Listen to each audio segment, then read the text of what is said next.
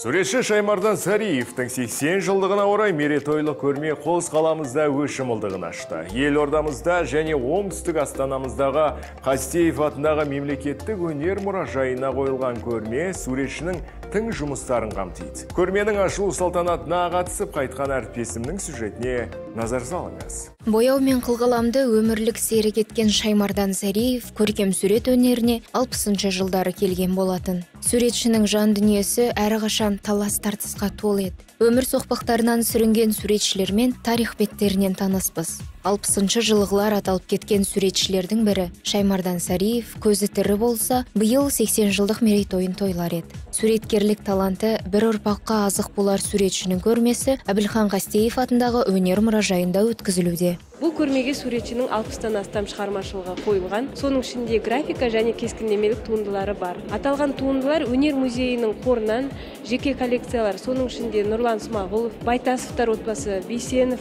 жеке жинағынан және суретші отбасының жеке жинақтарынан алынып қойылды. Суретшінің шығармашылығында портрет жанры ерекше орын алады. Тұрардың портреті, Балам Левіздің портреті, ер адамның портреті шығармаларынан қылғалам шеберінің ерекше ізденісін байқауға болады. Оның шығармашылығында көбінесе туысқандары, көршілестері, таныстары және әсіресе әйелі мен балаларының бейнелерін ерекше көбірек салған екен. Бұл туындылар салу барысында суретші үшін фотографиялық дәлме-дәл негізгі мақсат болған жоқ. Суретші үшін әрбір адамның өзінің жеке мінезі мен қасиеттерін ашуға деген талпыныс болды. Бұл шығарма 1967 жылы жазылған. Тұрардың портреті деп аталады. Шаймардан Сариевтің өнер жолын бастаған тұста жазған бұл композициясында қарама-қайшы түстер үндестік тауып, кенеп бетіне түсіретін жеке адамды образ ретінде емес, тұлға кейпінде жақсы көргендігі байқалады. Тұрардың көз жанары неге бейнеленбеген? Бұл сұрақтың жауабы автордың өзіне ғана мәлім.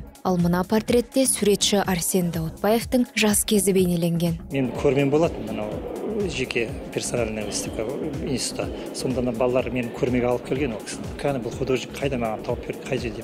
Сөйтіп танысқанбыз. Сосын танысқанда менің выставкамды көріп, сары красканы жақсы көреді екенсің деп былай.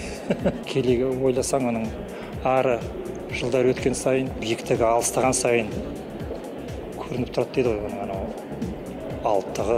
Бояу мен қылғаламы қолынан түспеген, дара мінезімен ерекшеленген суретші Шаймардан Сариев өскелең өнер сүйер ұрпаққа мол мұра қалдырды десек артық айтқанымыз емес. Кенеп немесе бояуға мұқтаж сәттерде өнерден баз кешпей, кенептің екінші жағын бояуды әдетке айналдырған 5 азаматтың әкесі нағыз адамдықтың, адалдықтың символы болып қала бермек.